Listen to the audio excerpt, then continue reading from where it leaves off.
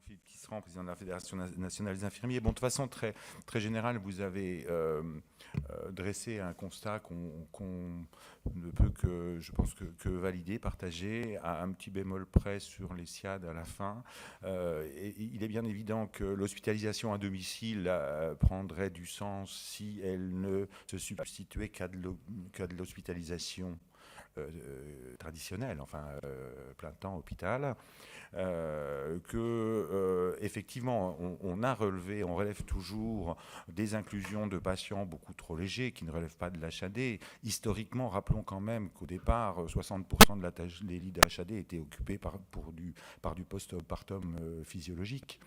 Uniquement parce que l'HAD fournissait des couches, hein, n'ayons pas peur des mots, qu'il aura fallu des initiatives de l'assurance maladie pour éviter que l'HAD s'érige en industrie nouvelle qui deviendrait une porte de sortie obligatoire de l'hôpital. Avec l'annonce de la ministre de doubler les lits d'HAD, cette tendance se renforce. Il est bien évident que les infirmiers libéraux peuvent faire beaucoup. Hors HAD, ils le font. Et ils le font depuis les années 80. Le virage ambulatoire, vous savez, il est entamé depuis maintenant plus de 20 ans, depuis qu'on nous sort de la chimiothérapie à domicile, beaucoup de perfusions à domicile. Ce ne sont pas les organisations, les systèmes qui ont permis ces évolutions, c'est l'évolution des techniques. Pour la perfusion, c'est simplement l'évolution d'une technique, la chambre implantable pour perfusion.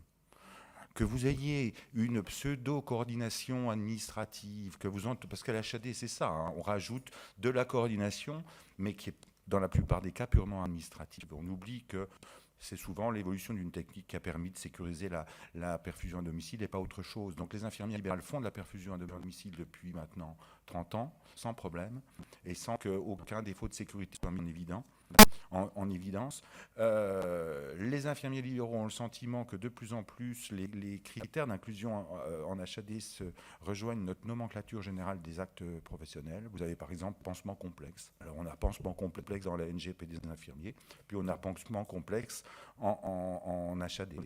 Et en HAD, la plupart du temps, c'est un infirmier qui va faire le pansement complexe au prix de la nomenclature. Où va le reste ? Quand Mme Hubert ne commence pas à contester les tarifs opposables à la sécurité sociale, ce qui est le cas en ce moment, puisqu'elle voudrait aller plus bas, elle voudrait descendre en dessous des tarifs de la sécurité sociale. Donc vous voyez bien qu'il y a de vrais problèmes. Je vais arrêter là pour ne pas être long. Je voudrais simplement apporter, moi, à vos débats, deux choses. Un élément qui est une anecdote, le témoignage d'une infirmière dans le Vaucluse qu'on a publié. C'est comment se faire jeter comme un Kleenex par l'HAD. C'est vraiment la parole de l'infirmière. Je trouve que c'est intéressant d'entendre. S'il y avait que ça, ce ne serait pas intéressant.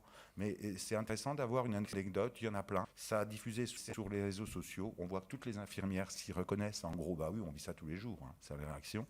Et puis, je voudrais vous apporter quelque chose qui paraît plus sérieux. Je ne sais pas si ça l'est.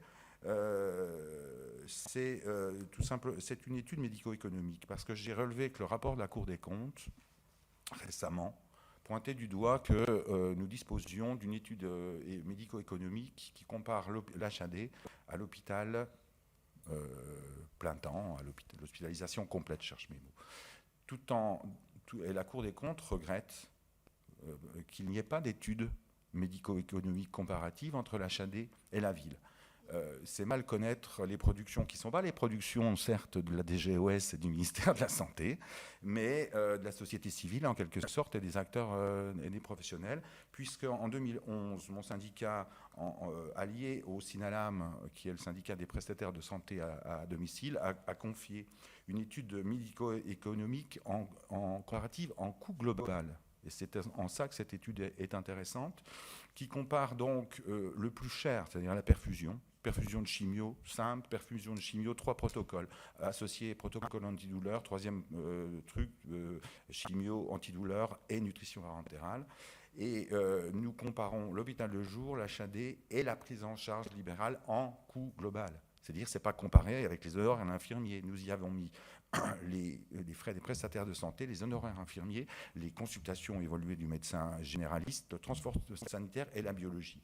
Et l'étude confiée au cabinet Jalma, et je vois que l'auteur s'est identifié, c'est Jean-Marc Aubert, ancien numéro 2 de l'assurance maladie avant qu'il aille travailler dans le privé, qui s'est chargé de cette enquête, conclut que nous sommes 60% moins chers, que la prise en charge libérale est 60% moins chère que l'hôpital de jour et 40% moins cher que l'HAD.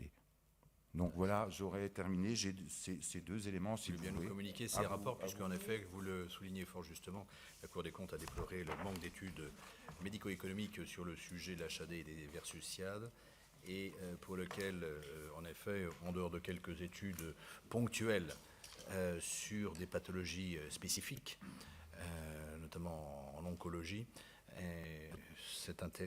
l'intérêt donc de cette étude sous réserve qu'on puisse l'analyser précisément, c'est-à-dire son appréciation en globalisant le coût, est certainement tout à fait intéressante et donnera du grain à moudre à l'AMEX dans le cadre de ses préconisations, avec les réserves nécessaires qui impliqueront donc des confirmations. Merci. Alors.